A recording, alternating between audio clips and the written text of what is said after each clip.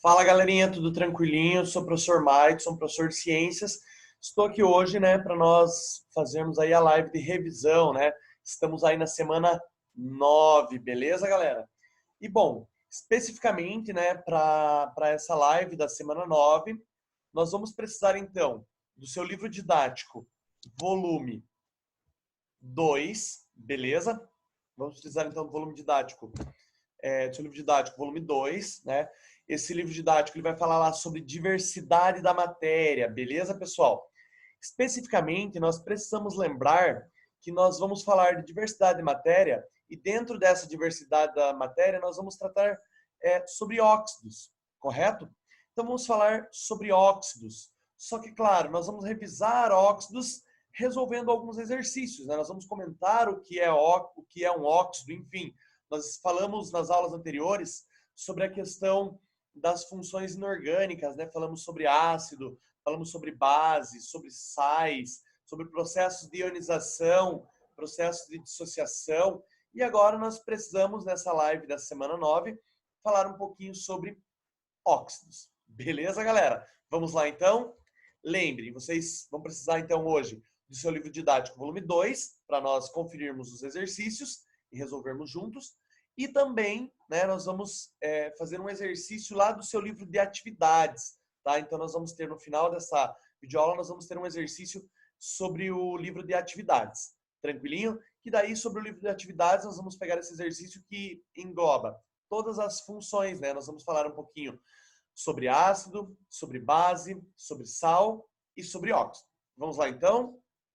Bom, primeiramente, né, vamos dizer assim, definir o que é óxido. Quando eu falo em óxido, eu preciso entender o seguinte, que óxido, na verdade, ele equivale a um composto binário. Ou seja, o que é um composto binário? Galera, nós precisamos lembrar, um composto binário é um composto formado por apenas dois elementos químicos.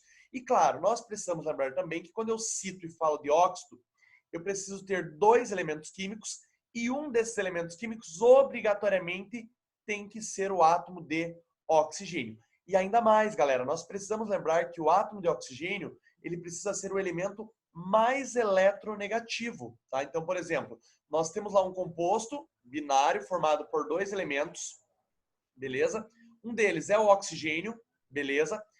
E especificamente o oxigênio precisa ser mais eletronegativo. Aí nós precisamos relembrar, né? Professor, mas o que é um elemento ser mais eletronegativo? Galera, elemento mais eletronegativo é o elemento que tem a tendência de atrair elétrons para si. Exemplo, quem tem mais elétrons na camada de valência atrai elétrons com mais facilidade. Se eu pegar lá, por exemplo, vamos comparar em relação à tabela periódica. Vamos pegar o flúor e o sódio. O sódio está na família 1A, ele tem um elétron na camada de valência. Ele não tem tendência de atrair elétrons. Agora, o flúor tem 7 elétrons. Então, o flúor ele tem a tendência de atrair um elétron para ficar estável. Então, sempre os elementos que estão no fim da tabela periódica são os elementos que apresentam maior eletronegatividade. Beleza? Então, vamos relembrar. Para ser óxido, composto binário, ou seja, dois elementos, onde um deles obrigatoriamente tem que ser o oxigênio e o oxigênio tem que ser o elemento mais eletronegativo, tá? Nós vamos, por exemplo, aí ter vários tipos de óxidos, corretos? E claro, o único, vamos dizer assim, óxido que nós não podemos considerar é o óxido de flúor. Por quê? Porque o flúor é o elemento mais eletronegativo. Ele é o único elemento que é mais eletronegativo que o oxigênio. O oxigênio ele tem uma alta eletronegatividade, porém o flúor tem uma eletronegatividade maior ainda. Tranquilo? Belezinha? Coloquei para vocês aqui alguns óxidos, né? Para exemplo, então, para vocês visualizarem esses óxidos. Temos ali na tela do computador o dióxido de enxofre, que é o SO2. Temos os óxidos de nitrogênios, então são diversos tipos de óxido de nitrogênio. Coloquei ali embaixo o dióxido de carbono. Galera, precisamos lembrar que o dióxido de carbono, ele é o gás carbônico, né? Então é o CO2, tranquilo? E as características principais, vamos lá. Dióxido de enxofre, né? Ele é um poluente de origem principalmente industrial. Ele é gerado em processo de combustão, ou seja, processo de queima, né? De combustíveis como óleo, como gasolina, enfim. E esse SO2, ele é um dos responsáveis, né? Ou seja, o dióxido de enxofre é um dos responsáveis pela chuva ácida. Tranquilo? Temos ali embaixo também os óxidos de nitrogênio, né? Agrupa o monóxido de nitrogênio, dióxido de nitrogênio, enfim, tem um conjunto de óxidos. E já o dióxido de carbono é o gás carbônico, né? Que é um dos gases do efeito estufa. E, vamos dizer assim, com o aumento da presença na atmosfera, ele vai auxiliar, vai contribuir para o aquecimento global. Enfim, galera, nós temos aí alguns tipos de óxidos, né? Então, são óxidos que estão realmente presentes no nosso cotidiano. Beleza? Vamos lá, então, agora para os exercícios. Peguem o seu livro didático e abram agora o seu livro didático lá na página 33, beleza? E no seu livro didático, na página 33, no exercício 15, ele diz assim. Vamos lá comigo, prestem bastante atenção nesse exercício. Para cada tipo de agente causador de incêndio, há um extintor específico, utilizado com a finalidade de evitar a propagação do fogo, beleza? Nos incêndios em instalações elétricas, por exemplo, não se pode utilizar o extintor de água. Nesses casos, utiliza-se o extintor de gás carbônico, ou seja, do dióxido de carbono. Sobre esse composto, responda as questões a seguir. A qual função química pertence mesmo o CO2? Nós acabamos de falar. O CO2 é um óxido, belezinha? E, claro, galera, ali ele citou. Qual é a fórmula molecular? Eu acabei de falar para vocês. A fórmula molecular é o quê? O CO2. Então, aqui, ó, nós sabemos que o dióxido de carbono, né, vamos dizer assim, o dióxido de carbono, ou seja, o gás carbônico, ele é um óxido com fórmula CO2. Beleza? E a letra C. Quimicamente, como essa substância pode ser chamada? Também já falei, gás carbônico ou dióxido de carbono. Tá? Então, quimicamente, nós sabemos que é dióxido de carbono ou gás carbônico no nosso cotidiano. Tranquilo, pessoal? Vamos lá, então? Tava fácil esse, né? Vamos agora para o exercício 16. Exercício 16, né? Lá na página 33 ainda, tranquilo? E vamos lá. Porque a água da chuva, mesmo em ambientes não poluídos, pode ser considerada levemente ácida.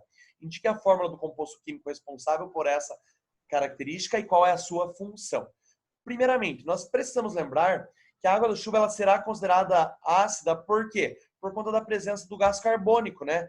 Que é um óxido que, quando em contato com a água, ele dá origem ao ácido carbônico. Então, pensa comigo. O gás carbônico, né? Nós temos na água da chuva a presença de gás carbônico. O gás carbônico, né?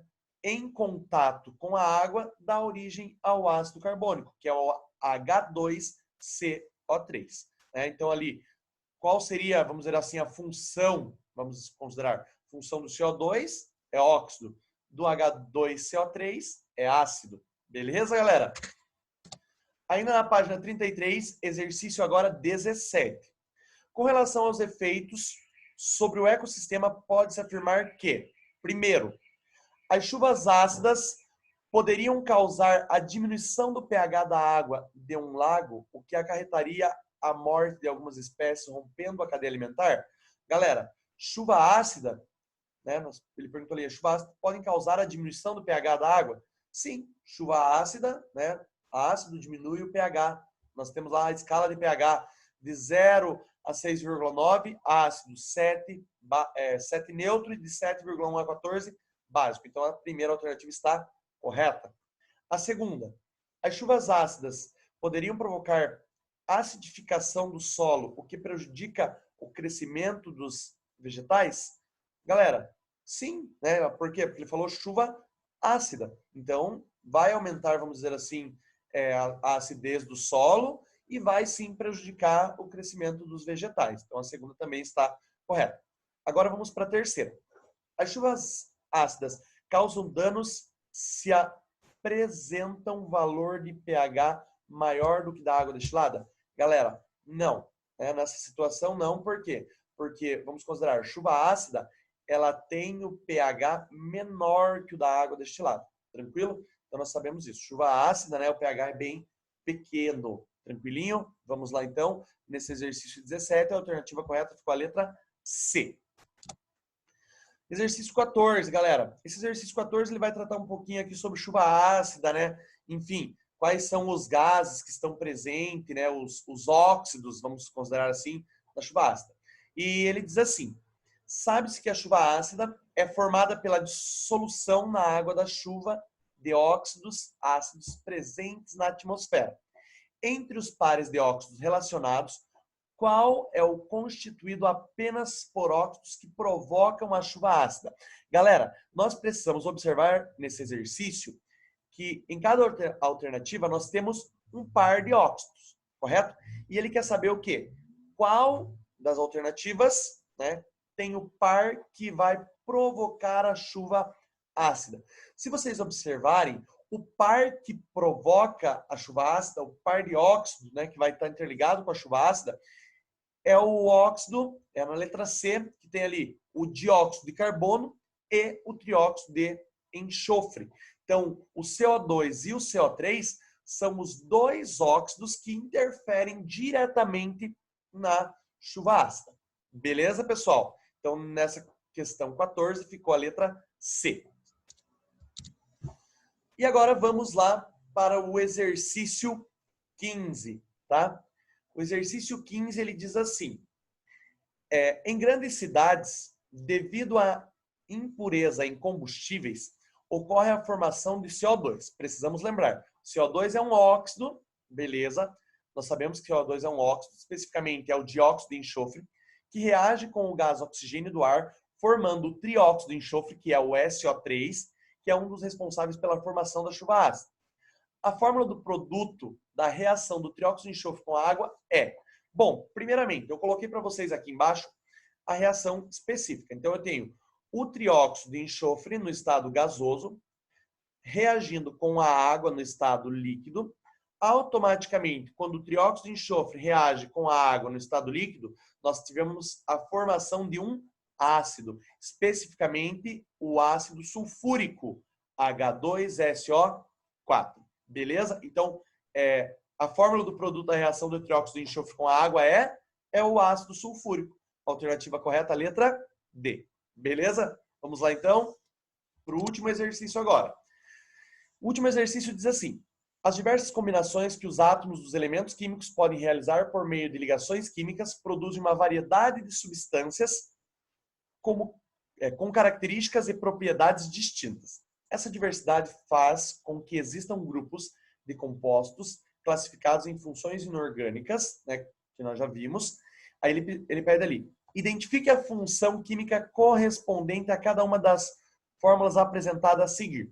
Galera, H2SO4, opa, tem a presença de hidrogênio ionizável, ácido. CaCO3, não tem hidrogênio ionizável, não tem hidroxila, correto? E não é um composto binário. Então, não é ácido, não é base e não é óxido. Então, ele é um sal. CO2, nós acabamos de falar, é um óxido. NaOH, presença da hidroxila, é uma base. HNO3, presença do hidrogênio ionizável, é um ácido. HCl, presença também do hidrogênio ionizável, ácido. MgO, galera, composto binário formado por oxigênio e outro elemento. O oxigênio é o mais eletronegativo? É, então é um óxido. MgOH2, presença da hidroxila, uma base. E NaHCO3, né? Nós temos ali, então, NaHCO3 sendo um sal, beleza? Confiram, então, aí as respostas, né? Ácido, sal, óxido, base, ácido, ácido, óxido, base e sal. Tranquilo, pessoal? Belezinha? Confiram aí. Muito obrigado e até a próxima. Beleza? Tchau, tchau.